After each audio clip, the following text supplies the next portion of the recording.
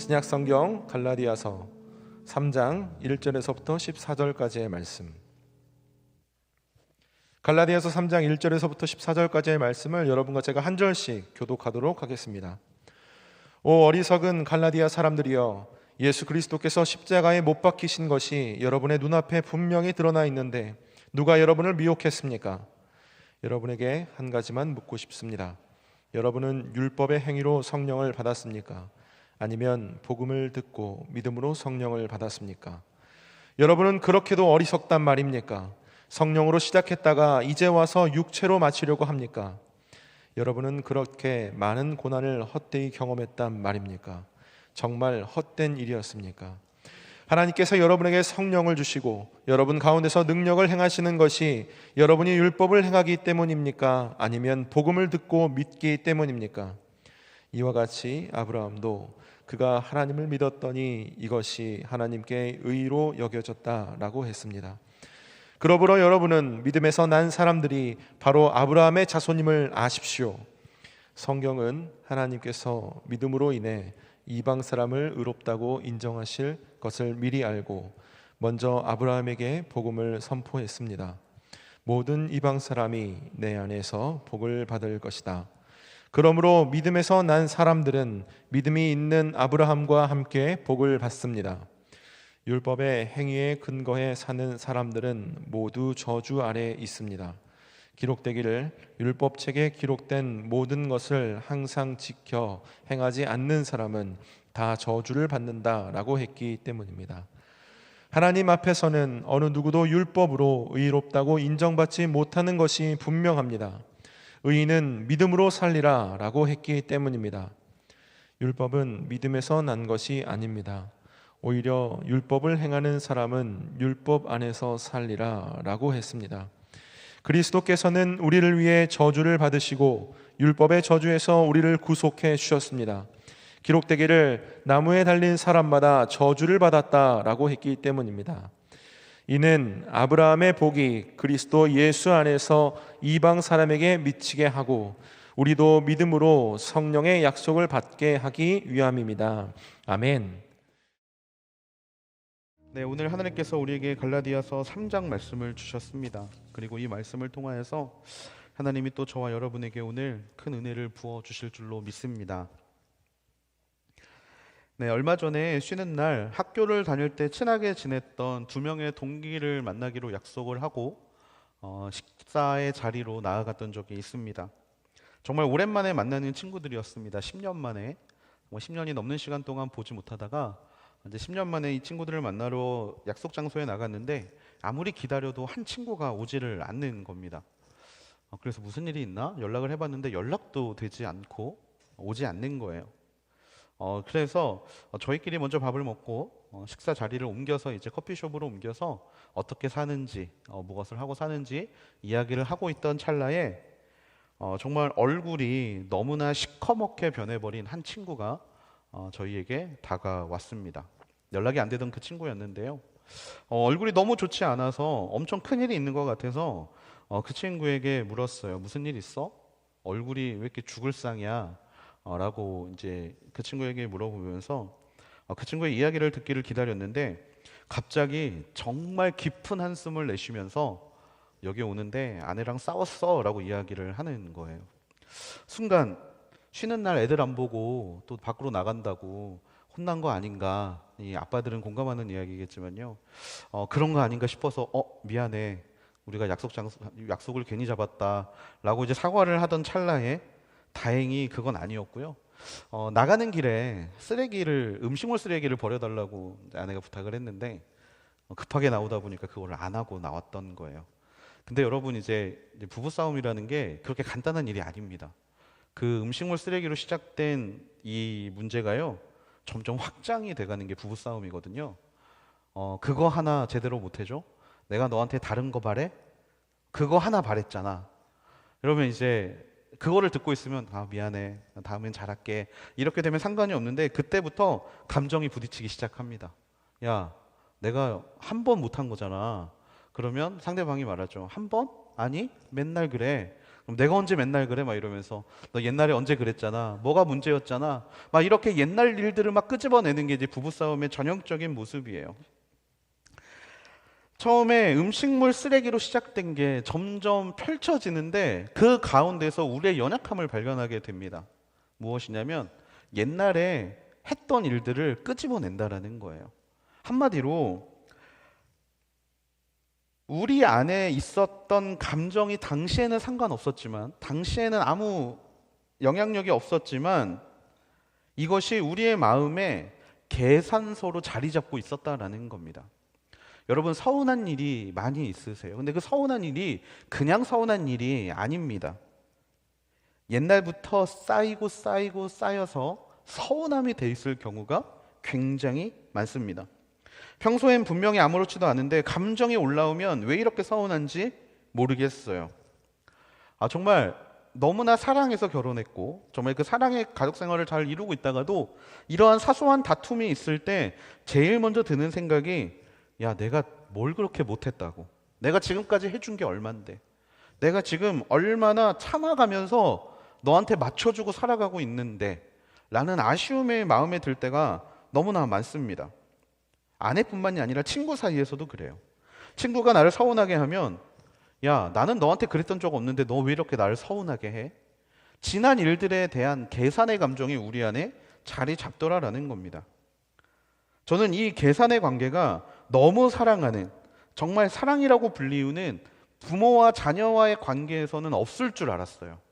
그런데 얼마 전에 저희 아이들이 저한테 그런 말을 한 적이 있습니다. 아빠보다 엄마가 좋아. 근데 그 말을 듣는데 왜 이렇게 서운한지 모르겠어요.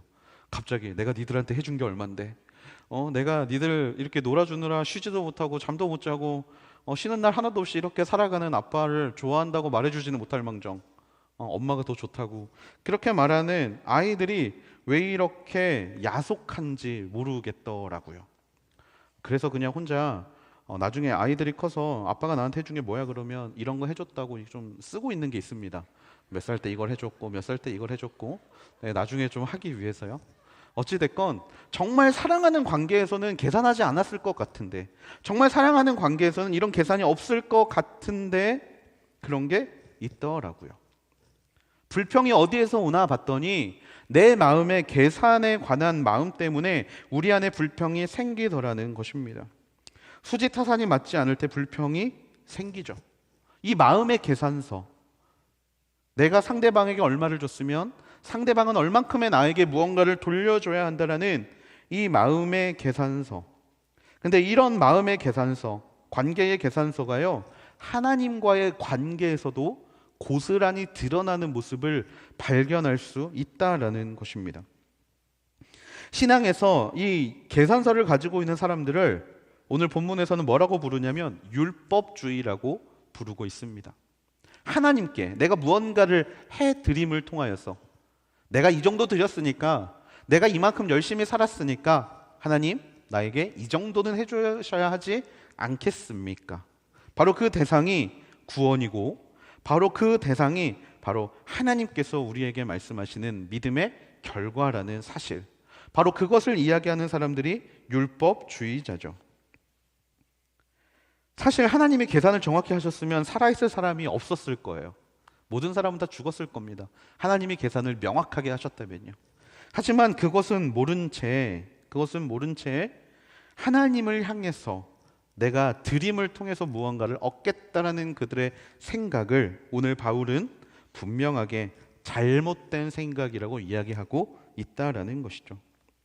오늘 본문 1절 말씀입니다. 오늘 본문 1절 말씀. 오 어리석은 갈라디아 사람들이여, 예수 그리스도께서 십자가에 못 박히신 것이 여러분의 눈앞에 분명히 드러나 있는데 누가 여러분을 미혹했습니까? 바울이 갈라디아 사람들에게 이제 본심을 전합니다. 갈라디아서는요 1장과 2장을 1부라고 이야기를 하고요 3장 이하를 2부라고 이야기합니다. 1장에서는 갈라디아 사람들에게 바울의 간증을 통하여서 진짜가 무엇인지에 대한 이야기를 넌지시 이야기했다라면, 오늘 우리가 함께 보는 3장부터는요 분명한 복음의 메시지로 진짜 복음이 무엇인가를 전하는 장면입니다. 이 장면에서 바울은 갈라디아 사람들을 향해 이렇게 이야기합니다. 십자가 사건이, 예수 그리스도의 십자가에 못 박히신 그 사건이 여러분의 눈앞에 분명히 드러나 있다라고 이야기를 합니다. 자, 이 이야기는요, 갈라디아 사람들은 예수님의 십자가의 사건을 듣고 보고 믿었다라는 거예요. 자, 분명히 드러나 있다라는 것은요, 복음의 현재성을 이야기합니다. 지금 내 눈앞에 일어나고 있다라는 거예요. 여러분, 예수 그리스도께서 십자가에 달려 죽으신 사건은요, 2000년 전에 일어난 사건입니다. 갈라디아 교인들도 예수님이 십자가에 못 박힌 사건을 본 적이 없어요. 그런데 그거를 왜 바울은 그 교회 사람들에게 눈앞에 분명히 드러나 있다라고 이야기를 합니까? 그것도 내 눈앞에서 생생히 표현되고 있다라는 단어를 써가면서 왜 그렇게 이야기를 하는가? 이게 바로 우리에게 전하고 싶은 복음의 현재성이기 때문입니다. 여러분, 복음은요, 과거의 사건이 아닙니다. 복음은 지난날의 사건이 아닙니다. 복음은 바로 지금 일어나는 사건인 줄로 믿습니다. 2000년 전에 예수님이 나를 위해서 죽으셨다라는 사실을 들으면 많은 사람들이 코웃음을 치는 이유가 여기에 있어요. 그 사람들은 복음의 현재성을 경험하지 못하고 있는 겁니다. 지금 살아가고 있는 나를 위하여 예수 그리스도께서는 지금도 여전히 끊임없이 십자가에 못 박히고 계시는 것들을 그들은 이해할 수 없는 거예요. 그들은 복음을 들은 적이 없기 때문입니다. 하지만 성경에서 말하는 복음의 현재성은요, 이 일이 매일 일어나고 있는 일임을, 그리고 바로 지금도 일어나고 있는 일임을 저와 여러분에게 말을 해주고 있는 거예요. 복음은 절대로 일회성 사건이 아닙니다. 계속해서 일어나야 하는 일입니다. 그 십자가 사건이 너희의 눈앞에 분명히 드러나 있는데 누가 여러분을 미혹했습니까? 미혹했다라는 것은요, 마술을 했다라는 이야기와 의미가 같은 단어예요. 속이는 거죠. 현혹시키는 거죠. 진짜가 아닌데 진짜처럼 느끼게 했다라는 이야기입니다.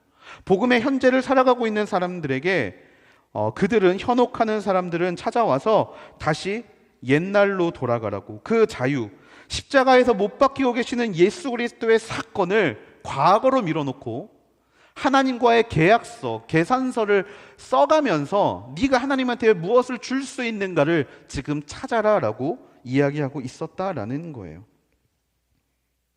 그래서 바울은 그 사람들에게 2절과 3절 말씀을 가지고 이렇게 이야기를 합니다. 여러분에게 한 가지만 묻고 싶습니다. 여러분은 율법의 행위로 성령을 받았습니까? 아니면 복음을 듣고 믿음으로 성령을 받았습니까? 여러분은 그렇게도 어리석단 말입니까? 성령으로 시작했다가 이제 와서 육체로 마치려고 합니까? 현혹한 사람들이 너희에게 찾아와서 이야기를 했다는 거 알고 있습니다. 하지만 여러분, 그게 진짜인지 아닌지 분별할 수 있는 것은 바로 여러분 안에 있지 않습니까? 여러분이 성령을 무엇을 통해 받았습니까? 여러분이 열심히 살아와서, 여러분이 열심히 율법을 지켰기 때문에 성령을 선물로 받으셨습니까? 아니면 예수 그리스도를 믿음으로 말미암아 성령을 받으셨습니까? 다시 한번 어리석다라고 그들을 정죄하죠. 여러분은 그렇게도 어리석단 말입니까? 성령으로 시작했다가 이제 와서 육체로 마치려고 하십니까? 성령으로 시작했다면 성령으로 끝나는 게 맞는데, 성령으로 시작했다가 육체로 끝나려는 그들의 모습을 보며 바울이 안타까워하고 있습니다. 성령이 하시는 일이 있습니다. 바로 우리의 마음의 계산서를 찢어버리는 일이에요. 성령이 하시는 것은요, 마음의 계산서를 찢어버리는 겁니다. 우리 마음에 가지고 있는 자기 의를 통한 이 의를 하나님 앞에 올려드리고자 하는 마음과 생각을 성령께서는 찢으십니다. 더 이상 계산하지 않게 하세요. 십자가의 은혜를 깨닫는 사람은요, 십자가의 은혜를 깨닫고 그 사건이 복음의 현재성으로 인해 나의 사건임을 고백하는 사람은요, 하나님께 무엇을 드려도 아깝지 않을 겁니다. 그런데 그게 사라져버린 사람들은요, 계산하기 시작하겠죠. 이것은 이거와 똑같아요. 분명히 죽어가고 있는 사람을 살렸어요. 그러면 이 사람이 살아난 거에 되게 감사합니다. 그런데 그게 오래가지 않습니다. 조금만 지나면 사라져요. 산 건 산 거고, 산 건 산 거고. 복음의 현재성을 경험하지 못하는 사람들이 바로 이런 사람들이죠. 살려주신 건 살려준 거고, 이제 살려준 건 살려준 거니까 더 이상 나에게 강요하지 않았으면 좋겠고, 더 이상 나에게 요구하지 않았으면 좋겠고, 그냥 내 생각대로, 내 뜻대로 그냥 내가 할 수 있는 범위 안에서 그냥 드리는 것으로 만족하기를 바라는 마음, 성령이 없어서 드는 마음이라는 거예요. 성령은 순종의 영입니다. 순종의 영이에요. 그리고 이 순종은요, 감사함의 순종입니다. 의무감에서 시작되는 순종이 아니라 감사함에서 순종하게 되는 거예요. 여러분, 우리는요, 이것을 너무나 많이 경험했습니다. 은혜로 시작했다가 성령으로 시작했다가 육체로 마치는 일들을 우리는 너무나 많이 경험하면서 살아왔습니다. 여러분, 교회에선 수많은 오디오가 있었습니다. 수많은 오디오들이 있었어요. 원데이 아웃리치, 우리의 섬김의 자리. 여러분, 그 오디오에 처음 갈 때 우리의 마음들은 어떠냐면요, 감사하는 마음으로 그 자리를 갑니다. 하나님이 내게 주신 감사함 때문에 내가 반응하지 않고서는 견딜 수가 없어서 오디오를 찾아가요. 근데 여러분, 그게 어떻습니까? 한 달이 지납니다. 2달이 지납니다. 6개월이 지납니다. 나의 발걸음이 뜸해지고, 그곳을 향해 나의 기도가 뜸해지고, 어느 순간 그냥 내가 내 인생을 살아가는데 무언가 걸림돌처럼 여겨지는 순간이 찾아옵니다. 분명히 시작은 은혜로 시작했는데 그 은혜는 온데간데 없이 사라진 채 그냥 걸림돌이 되는 한 자리. 그래서 제일 먼저 나의 인생을 정리할 때 가장 먼저 정리하는 게 바로 그 자리입니다. 리더십도 마찬가지죠. 교회에서 리더십을 시작합니다. 분명히 콜링이 왔을 때는 은혜로 감사함으로 시작합니다. 근데 한 달이 지나고 2달이 지나고 감사함은 어디론가 사라진 채 그냥 내려놓고 싶다, 포기하고 싶다, 그냥 내 인생 살기도 벅차 죽겠는데 그냥 내 인생 살고 싶다. 여러분, 이렇게 드는 게 우리의 마음 아닙니까? 성령으로 시작했다가 육체로 끝나던 일들, 여러분 그 순간 가운데 무엇을 느끼셨습니까? 여러분, 그 순간 가운데 무엇을 느끼셨습니까? 어떤 마음이 여러분의 마음에 있으셨습니까? 역시 나는 안 돼. 절망을 하셨던 분들도 있을 거고요. 역시 나는 이렇게 분명히 말씀은 이렇게 하는데 나는 말씀대로 하는데 너무나 부족한 사람이야. 그렇게 좌절하시는 분들도 있었을 겁니다. 4절 말씀에 바로 그 포인트가 있죠. 여러분은 그렇게 많은 고난을 헛되이 경험했단 말입니까? 정말 헛된 일이었습니까? 시작할 땐 은혜로 시작했는데 나중에는 육체로 끝나게 되는 그 일들, 처음에는 감사로 시작했는데 나중 되니까 책임감으로 끝나던 그 일들 앞에서 정말 헛된 일이었습니까? 라고 바울이 물어보고 있다라는 겁니다. 신대원에 처음 들어왔을 때 모든 전도사님이라고 불리우는 이 분들이 신대원에 처음 들어왔을 때 자신이 받은 소명의 이야기를 하는 것을 즐거워합니다. 굉장히 많이 이야기를 해요. 이렇게 소명받았고 앞으로 난 이런 사역을 할 거고 항상 나는 이 부분에 감사하면서 하나님의 일을 감당할 거야 라고 이야기를 합니다. 그런데 저랑 같이 신대원에 입학했던 분 중에 한 분이 지금 개인 사업을 하고 계시는 분이 있어요. 그래서 이제 그분과 이야기를 할 때 제가 정말 너무나 궁금해서 그분에게 이렇게 여쭤본 적이 있습니다. 형, 분명히 시작할 때 하나님이 형에게 이런 거 보여주셨고 하나님이 형에게 이 부분에 대해서 은혜를 주셔서 결단하고 신대원 온 거 아니었어? 근데 왜 지금 그것과 좀 다른 인생을 살아? 내가 기억할 정도면 형한테는 더 명확한 내일이었을 텐데 형에게는 더욱더 귀한 소명이었을 텐데 형은 왜 그것을 지금 돌아보지 않아? 그렇게 물었더니 형이 저에게 이렇게 대답을 했습니다. 그때는 그게 맞다고 생각했어. 그런데 지금은 잘 모르겠어. 지금은 잘 모르겠어. 저는 지금 그 형을 비난하고 싶은 게 아닙니다. 우리가 복음의 현재성을 놓치며 살아간다라면 이런 일들이 우리에게는 비일비재하게 일어나게 된다라는 거예요. 마음을 잠깐만 놓치면, 마음을 잠깐만 잃어버리면 어느 순간 이것이 나에게 일로 다가오게 되는 순간 우리의 마음은 놓쳐버리게 되는 순간이 찾아오게 된다라는 겁니다. 저는 이 말씀을 준비하면서 이것을 오늘 깨달았어요. 갈라디아서 3장쯤 오니까 더 이상 할 말이 없습니다. 맨날 똑같은 이야기를 계속해야 되는데 지난주에 했던 거를 끌어오기도 어렵고, 분명히 학교에서 배울 때는 그 구절을 할 때는 모든 것을 동원해서 최선을 다해서 하라고 배웠는데 좀 남겨놓을 걸, 좀 빼놓을 걸. 그래서 오늘 설교를 준비하는데 설교문만 3번을 썼습니다. 3번을 썼어요. 처음 걸 쓰고, 기도하는데 자꾸 하나님이 이건 아니라고 하시는 것 같아서 그 다음에 또 다음 거를 쓰고, 그런데 또 이게 아니라고 하는 것 같아서 3번째 설교문을 딱 주는데 갑자기 그 생각이 드는 거예요. 설교하기 너무나 힘들다. 설교하기 싫다. 무섭다. 도망가고 싶다. 누군가 나 대신 설교 좀 해줬으면 좋겠다. 이런 생각이 막 들기 시작하는 거예요. 분명히 복음의 현재성에 관한 설교를 하나님께서 말씀을 주셔서 그것을 보고 있는데도 거기에 집중하지 못하면요, 바로 마음 가운데 이것이 일이 되고 부담감이 되고 이것이 정말 피하고 싶은 일이 되더라라는 것입니다. 바울은 묻습니다. 정말 헛된 일이었습니까? 처음에는 감사로 시작했죠. 하지만 어느 순간 그게 부담이 되어버리는 자들에게 바울이 묻습니다. 그것이 헛된 것이었습니까? 시작은 분명 하나님의 은혜로 시작한 것 아닙니까? 확실한 것은요, 빌립보서 1장 6절의 말씀에 보니까 예수 안에서 선한 일을 시작하신 분이 그리스도 예수의 날까지 그 일을 성취하실 것을 나는 확신합니다. 시작하시는 분이 바로 그 일을 마치실 줄로 믿는다는 사실입니다. 하나님께서 성령으로 시작하셨다면 그 일은 성령으로 끝나는 것이 복음을 살아가는 사람의 태도라는 거예요.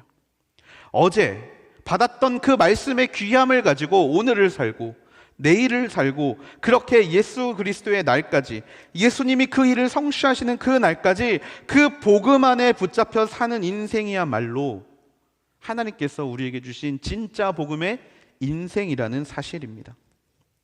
그리고 이 일을 감당하기 위해서 지난주 말씀이죠. 매일 십자가 앞에 나를 못 박는 사람이 이것을 감당할 수 있게 된다라는 거죠. 바울은요, 이것을 계속해서 갈라디아 교회 성도들에게 이야기를 하고 있는 거예요. 처음 받았던 그 복음의 자유를 왜 잃어버리고 얽매이려고 하느냐? 왜 너희 마음속에 그렇게 계산서를 만들려고 하냐? 왜 너희 마음 가운데 이런 것을 해야 하나님이 기뻐하실 거라는 왜 그런 잘못된 생각을 가지고 너희의 그 활동을 통하여서 하나님이 주시는 그 구원의 완성을 이루고 싶다라고 생각하느냐? 이 바울의 부름 앞에 우리는 우리의 모습을 되돌아봐야 할 줄로 믿습니다. 성령의 능력은 절대로 계산하는 사람들에게 주어지는 것이 아닙니다. 복음을 듣고 믿기 때문에 성령이 필요합니다. 복음을 듣고 믿었습니다. 그리고 나에게 하나님을 섬길 수 있는 자리가 열렸습니다. 그럴 때 우리는 어떤 마음으로 달려갑니까? 약할 때 강함 되어주시는 하나님을 내가 믿습니다. 내가 비록 달란트는 없지만 하나님이 보내신 곳을 하나님이 책임져 주실 줄로 믿기 때문에 내가 그 일을 감당하겠습니다 라고 우리는 고백합니다. 이 고백은 누가 하게 하는 겁니까? 성령님이 하게 하시는 겁니다. 부족하지만, 연약하지만 감히 내가 어떻게 그것을 할 수 있겠습니까? 하지만 나의 도움이 하늘에서 옴을 내가 믿기에, 나의 도움을 성령님께서 주실 것을 믿기에 내가 갈 수 있습니다. 그리고 그 사실을 갈라디아 교인들은 알고 있었어요. 하나님께서 여러분에게 성령을 주시고 여러분 가운데서 능력을 행하시는 것이 여러분의 율법을 행하기 때문입니까? 아니면 복음을 듣고 믿기 때문입니까? 누가 알려주지 않았지만, 누가 조직이라는 걸 알려주지도 않고, 누가 사역이 무엇인가를 제대로 알려주지 않았지만 복음을 듣고 그 복음으로 반응하며 살았던 인생에 하나님의 성령의 능력을 부어주셨던 경험을 갈라디아 교인들은 명확히 했다라는 거예요. 그런데 갑자기 유혹하는 말들이 와서 그건 율법을 지켜야만 그 능력이 너희에게 임하는 거야 라고 말했다라면 여러분 그 말에 현혹이 되시겠습니까? 그래서 사도 바울은 한 인물을 예로 듭니다. 그 인물은요 바로 아브라함이라는 인물입니다. 아브라함은 신앙의 회개가 탁월해서 하나님 앞에 의롭다함을 받았느냐? 아니라는 거예요. 여러분, 우리는 아브라함의 과거를 잘 알고 있습니다. 아브라함의 과거는 어떤 사람이었습니까? 갈대아 우르에서 아버지와 함께 우상을 만들어 팔던 사람입니다. 그러면 이 아브라함이 율법으로 말미암아 의롭다함을 받을 정도가 됐다면 어느 정도가 되어야 되냐면 그 우상들을 다 깨부셨어야 합니다. 그리고 그곳에 하나님의 제단을 쌓았어야 하고요. 그리고 그렇게 매일 하나님 앞에 제사 드리면서 욥과 같이 사는 사람이 되었어야 합니다. 그런데 아브라함은 그런 사람이 아니었습니다. 그러면 도대체 언제 아브라함은 하나님 앞에 의인으로 여겨졌습니까? 하나님을 믿었을 때입니다. 믿었을 때 하나님이 그의 그의 믿음을 보시고 그를 의롭다 하신 것이죠. 아브라함은 부족한 사람이에요. 굉장히 부족한 사람입니다. 살기 위해서 자기 아내를 누이라고 속였던 사람이에요. 살고 싶어서. 그리고 또 하나님의 약속을 기다리지 못하고 몸종을 아내로 얻어서 이스마엘을 낳았던 사람이 아브라함입니다. 우리가 봤을 때 그의 행동으로나 무엇으로나 저 사람이 믿는 사람인가? 라는 것을 알만한 모습이 그렇게 많지 않아요.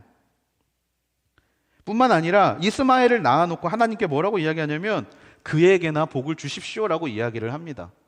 하나님의 뜻이 중요한 게 아니라 내가 한 일이 하나님의 뜻이라고 믿고 그 일에 하나님의 의미를 부여하기를 원했던 사람이었어요. 그렇게 부족했습니다. 그런데 10가지 부족했지만 하나님을 믿는 그 하나의 믿음으로 하나님은 그를 믿음의 조상으로 만들어 주셨다라는 거예요. 아브라함의 자손은 율법을 잘 지키는 사람이 아닙니다. 왜? 아브라함이 율법을 그렇게 잘 지키지 못했거든요. 그러면 진짜 아브라함의 자손은 누구입니까? 믿음에서 난 사람들이라는 겁니다. 믿음으로 말미암아 의롭다함을 받은 사람들. 하나님과 아브라함의 약속의 핵심, 땅의 모든 족속이 너의 자손이 될 것이다. 모든 족속. 아브라함을 통해 누가? 믿음에서 난 모든 사람들이 그의 자손이 될 거라는 이 하나님의 약속을 바울은 지금 가지고 와서 율법주의자들에게 전하고 있는 거예요. 너희 조상 아브라함도 믿음으로 말미암아 의롭다함을 받았고, 그리고 아브라함을 통해서 땅의 모든 족속, 이방 민족들이라고 하더라도 아브라함의 자손이다. 하나님을 믿는 자녀라고 그 칭함을 받았는데 왜 너희는 계속해서 그렇게 율법을 강조하느냐? 이 자리는 율법을 잘 지켜서 가지게 된 자리가 아니라 믿음으로 받은 자리라는 사실을 이야기를 하고 있는 것이죠. 하나님을 믿는 자들은요, 우리의 행위를 믿지 않습니다. 하나님의 공급하심을 믿습니다. 하나님의 공급하심을 믿어요. 아브라함은 자녀가 없었지만 하나님이 그 자녀를 별과 같이 많게 하시겠다고 하셨기 때문에 하나님께서 그에게 주신 이 약속을 붙잡고 결국엔 이삭이라는 자녀를 얻습니다. 근데 여러분, 앞에서도 말씀드렸지만 아브라함의 노력은 이스마엘이었어요. 하지만 하나님의 역사는 이삭을 통해 이루어지죠. 결국에는 이삭을 통해서 하나님이 보여주고 싶으셨던 것은 전적으로 하나님께서 하시고 보여주시는 일이었다라는 사실입니다. 그리고 이 하나님께서 보여주고자 하시는 것들을 오늘 하나님은 우리에게도 동일하게 보여주기를 원하신다라는 거예요. 여러분, 처음에 섬김이 감사함으로 시작이 됐다라면 하나님께서 끝까지 전적으로 책임져 주실 것을 믿고 달려갈 수 있게 되기를 주님의 이름으로 축복합니다. 여러분, 거기에서 저는 계산하지 않게 되기를 소망합니다. 내 책임감, 무엇을 위한 책임감입니까? 자리에 대한 책임감? 여러분, 그것은 율법주의자들과 다를 게 하나도 없습니다. 나의 섬김의 자리, 나의 헌신의 자리, 가정에서의 헌신의 자리, 회사에서의 섬김의 자리, 모든 자리를 하나님이 나에게 기쁨으로 주셨다면, 전적으로 하나님께서 그 일을 하시고 보여주신 일이었다면 그 일이 끝까지 계속될 것을 믿으며 달려갈 수 있게 되기를 주님의 이름으로 축복합니다. 좌절하지 마세요. 무너지지 마세요. 책임감으로 하나님의 은혜를 덮지 마세요. 여러분의 책임감으로 하나님께서 영광 받으시는 것이 아닙니다. 여러분이 믿는 믿음으로 그것을 하나님께서는 받으시는 줄로 믿습니다. 사람의 계획이나 사람의 노력이나 이런 것으로 하나님은 무언가를 받기를 원치 않으세요. 하나님의 일하심은요, 사람을 세워둘 뿐입니다. 사람은 동역자일 뿐이에요. 조력자일 뿐입니다.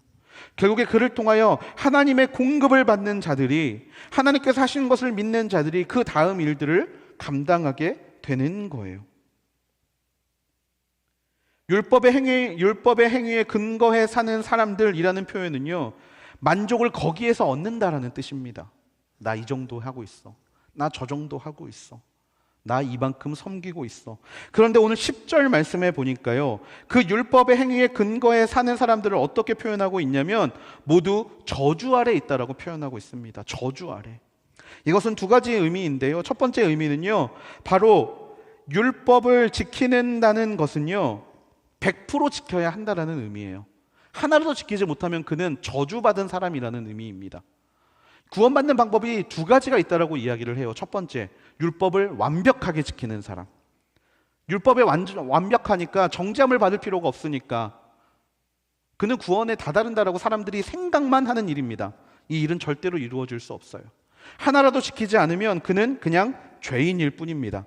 그래서 죽음이라는 저주 아래 있게 돼요. 그런데 또 하나의 의미가 있습니다. 뭐냐면 여러분, 율법의 행위에 근거해 사는 사람들은요, 하나님이 자기를 사랑한다라는 것을 자신의 의로 나타내기를 원합니다. 이 사람들의 특징이 있어요. 뭐냐면요, 사람들의 평가에 대해서 예민합니다. 우리의 율법으로 내가 행동으로 말미암아 하나님 앞에 의로움을 받았다라고 이야기해야 되는데, 그러면 그 근거가 있어야 될 거 아닙니까? 그 근거가 자기 노력이에요. 그런데 나는 열심히 노력하는데 사람들이 나를 평가합니다. 쟤 별로 믿음 좋은 것 같지 않아. 쟤 별로 믿음 좋은 것 같지 않아. 여러분, 그럴 때 그 심정이 어떨까요? 좌절이죠. 절망이죠. 저주입니다. 그래서 보여주기를 원하게 되는 거죠. 나 이만큼 열심히 하고 있어. 나 이만큼 열심히 하고 있어. 나 이만큼 목숨 걸고 있고, 나 이만큼 하나님 보시기에 잘 살고 있어. 그 저주에서 벗어나고 싶어서 안절부절하는 모습이 바로 율법의 행위에 근거해 사는 사람들이라는 거예요. 이 사람들에게 또 하나의 특징이 있습니다. 나보다 더 믿음 좋은 사람들을 보면서 시기하게 됩니다. 질투하게 돼요. 와, 저 사람 나보다 너무 믿음이 좋은데, 성경도 많이 알고 섬김도 많이 하고, 이런 모습을 보면서 와, 정말 저 사람이 하나님을 사랑하는구나라고 생각하는 게 아니라 더 잘하는 사람을 시기하고 질투해요. 왜? 내 경쟁자이기 때문입니다. 내가 이만큼을 하고 있는데 나보다 더 많이 하고 있다면 왠지 하나님이 그 사람을 더 사랑할 것 같아서, 왠지 하나님이 그 사람을 더 배려해 줄 것 같고, 왠지 하나님이 그 사람을 더 품어줄 것 같아서 그 사람들을 시기하고 질투하게 되는 것이죠. 율법의 행위에 근거해 사는 사람들은 이런 저주 아래에 있을 수밖에 없습니다.